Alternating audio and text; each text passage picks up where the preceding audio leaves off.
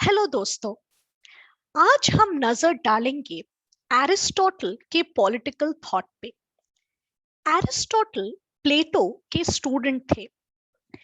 Aristotle और प्लेटो में जो एक बहुत महत्वपूर्ण अंतर है वो ये है कि प्लेटो एक बहुत ही आइडियलिस्टिक या आदर्शवादी थिंकर थे, बल जबकि एरिस्टोटल जो कि उनके स्टूडेंट हुआ करते थे, उनके पॉलिटिकल थॉट काफी प्रैक्टिकली ओरिएंटेड थे।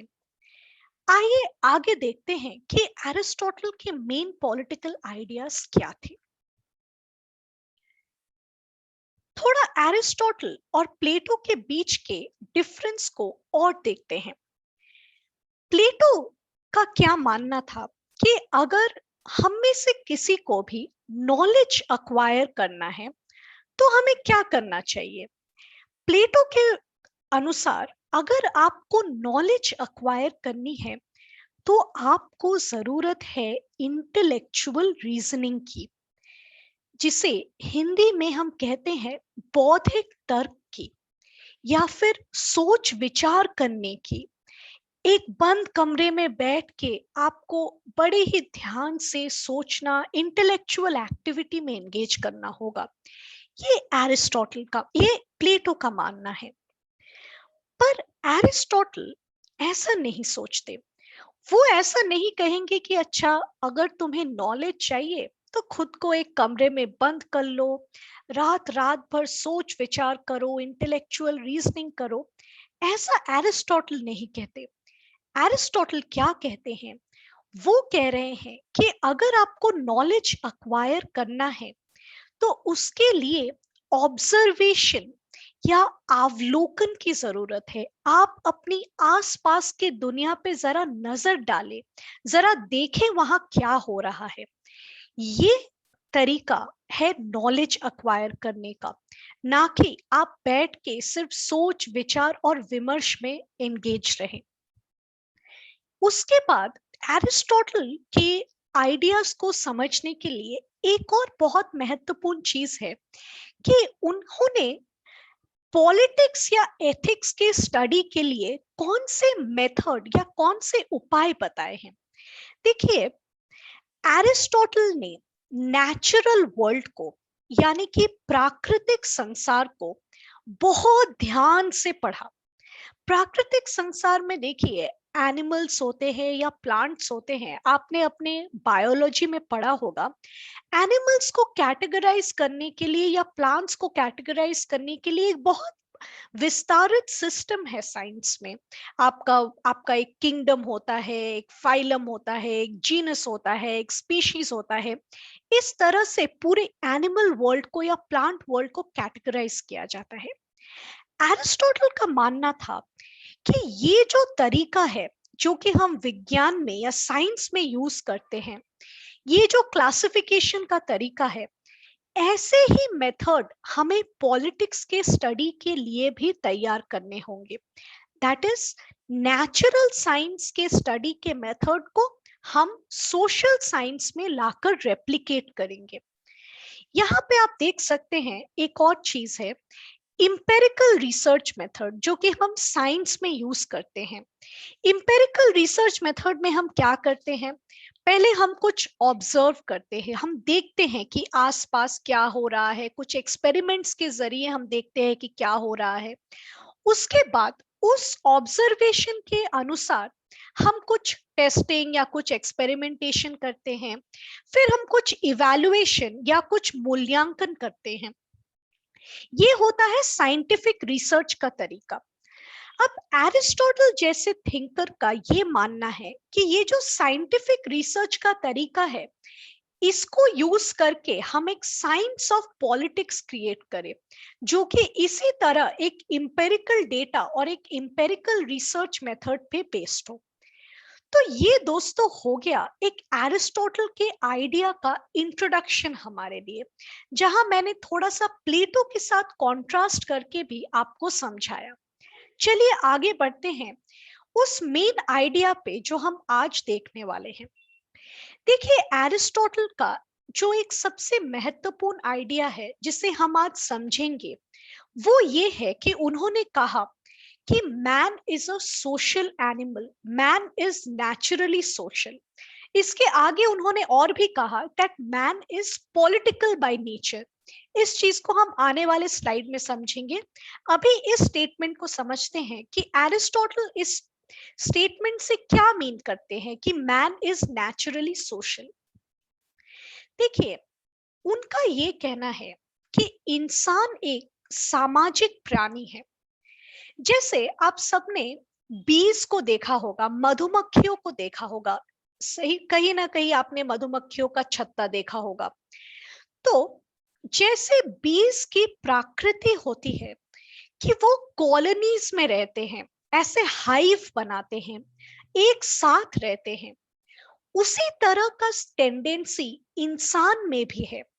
इंसान में क्या टेंडेंसी है, हम भी सोसाइटी में और सोशल यूनिट्स में रहना पसंद करते हैं। अगर हम इंसान के एवोल्यूशन को देखें, तो भले ही शुरुआत हमारी एज इंडिविजुअल्स हुई, हम बहुत दूर दूर में रहे एक दूसरे से, लेकिन जाते जाते हमने फैमिलीज बनाई, हाउस होल्ड्स बनाए, उससे फिर हमने विलेजेस बनाए, फिर जब वो विलेजेस भी और बड़े हो गए तो हम आज सिटीज में रहते हैं। बट ये सिटीज है क्या? अगर सिटी में, अगर आपके शहर में लोग ही ना हो, तो क्या वो शहर कहलाएगा? लोगों के बीच में कुछ समझौते ना हो तो क्या वो एक समाज कहलाता है? तो इंसान की जो नेचर है वो यही है कि हम सोसाइटी में रहना चाहते हैं, और ये हमारा नेचर है। उसी तरह जैसे कि एक मधुमक्खियों का नेचर होता है कि वो कॉलोनीज में रहे, या वुल्फ का नेचर होता है कि वो पैक में रहे, वैसे ही हमारा नेचर है कि हम सोशल यूनिट्स में रहे। आइए थोड़ा और इस बात को समझते हैं कि इसी आर्ग्यूमेंट को एरिस्टोटल थोड़ा और आगे लेकर जाते हैं और ये कहते हैं कि man is political by nature. ये हमारे नेचर का ही हिस्सा है कि एक तो हम सोशल है, और दूसरा हम एक पॉलिटिकल सोसाइटी में रहते हैं। पॉलिटिकल एक्टिविटी की तरफ जो हमारा झुकाव है वो इंसान के प्राकृतिक स्वभाव में ही है। Man is an animal whose nature it is to live in a polis. Polis का मतलब क्या है? एक पॉलिटिकल सोसाइटी। और ये बिल्कुल उसी तरह है जैसे चींटियों के नेचर में है कि वो एक अपना घोंसला बनाए, कई सारे चींटी मिलके एक घोंसला बनाते हैं। आप देखिएगा, गलती से अगर आपका पैर उस चींटी के नेस्ट में पड़ गया तब तो बड़ी दुर्दशा हो जाती है। उसी तरह इंसान का नेचर है कि वो एक सोसाइटी में रहे, ना कि सिर्फ सोसाइटी बट एक पॉलिटिकल सोसाइटी में रहे। और एरिस्टोटल जैसे थिंकर के लिए वो ये मान ही नहीं सकते कि इंसान किसी और तरीके से रह सकता है। अगर हम कहें कि नहीं नहीं, इंसान तो इंडिविजुअली एक कमरे में बंद होके बस एक अपना ही सोसाइटी बना, एक अपना ही जीवन बना के रख सकता है, एरिस्टोटल कहेंगे कि ऐसा तो मुमकिन ही नहीं है। ये तो तुम्हारे नेचर में ही है, प्रकृति ने तुम्हें ऐसा बनाया ही है कि तुम सोसाइटी में रहोगे और एक पॉलिटिकल सोसाइटी में रहोगे। तो एरिस्टोटल इस हद तक जाके बोलते हैं कि अगर कोई ऐसा इंसान हो जो पॉलिस में या इस पॉलिटिकल सोसाइटी के बाहर रहना चाहता हो, तो भाई वो या तो इंसान, वो या तो भगवान हो सकता है या तो फिर वो जानवर है। Anyone living outside a polis was not a human. He must either be superior to men, that is वो भगवान हो सकते हैं, या inferior to men कि वो कोई जानवर हो सकते हैं। तो आई होप आपको समझ आया होगा कि ये जो man is political by nature, इससे एरिस्टोटल क्या कहना चाह रहे हैं। और ये बड़ा ही महत्वपूर्ण पॉलिटिकल थॉट है दोस्तों।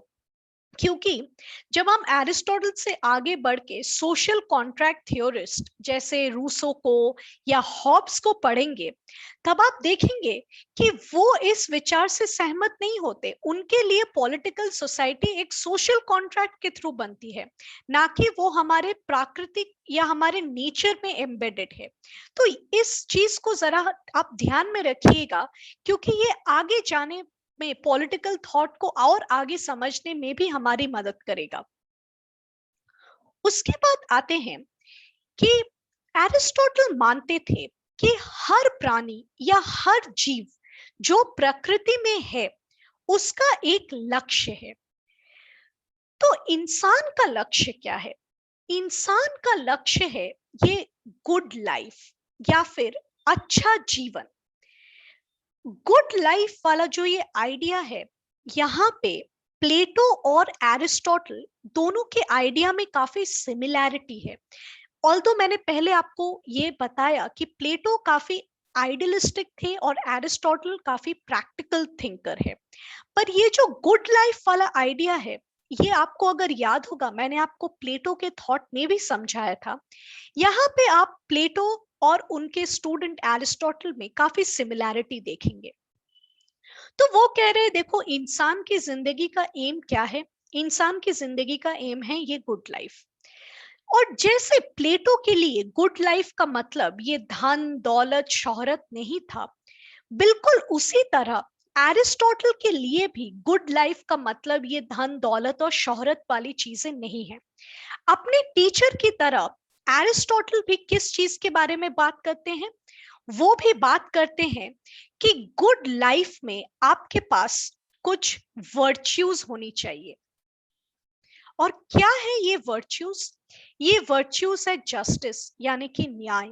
ये वर्च्यूज है हर चीज में ब्यूटी को ढूंढना। ये वर्च्यूज है गुडनेस को ढूंढना। तो प्लेटो और एरिस्टोटल दोनों ही कहते हैं कि गुड लाइफ का ये मतलब है कि आप अपनी जिंदगी को इन मूल्यों के आधार पर, इन वर्च्यूज के आधार पर जिए।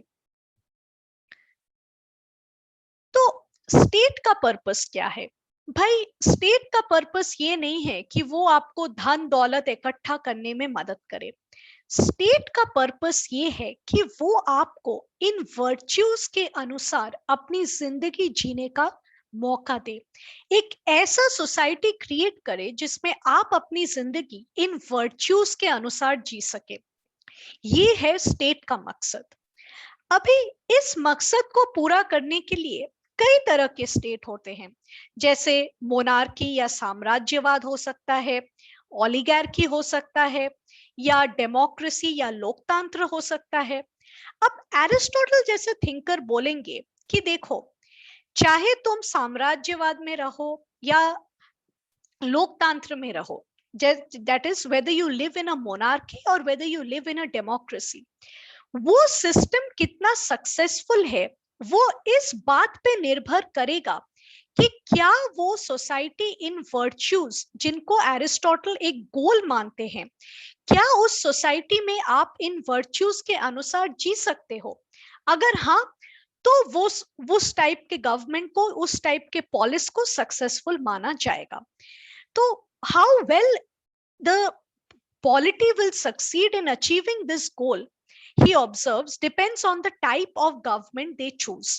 तो वेदर हम इन गोल्स को अचीव करेंगे कि नहीं, वो निर्भर करता है कि हम किस टाइप का गवर्नमेंट चुनना चाहते हैं। हम साम्राज्यवाद चाहते हैं, हम लोकतंत्र चाहते हैं। और एरिस्टोटल ने सिस्टम्स ऑफ गवर्नमेंट और कॉन्स्टिट्यूशन की बहुत डिटेल में स्टडी की है, जिसके बारे में भी हम आने वाले वीडियो में पढ़ने वाले हैं। तो दोस्तों, आई होप एरिस्टोटल की जो एक मेन आइडिया है, जो कि है उनका man is by nature political and man is by nature social, ये दोनों आइडियाज प्लस उनके गुड लाइफ का आइडिया आपको इस वीडियो के द्वारा समझ आ गया होगा। आज के इस वीडियो के लिए इतना ही। धन्यवाद।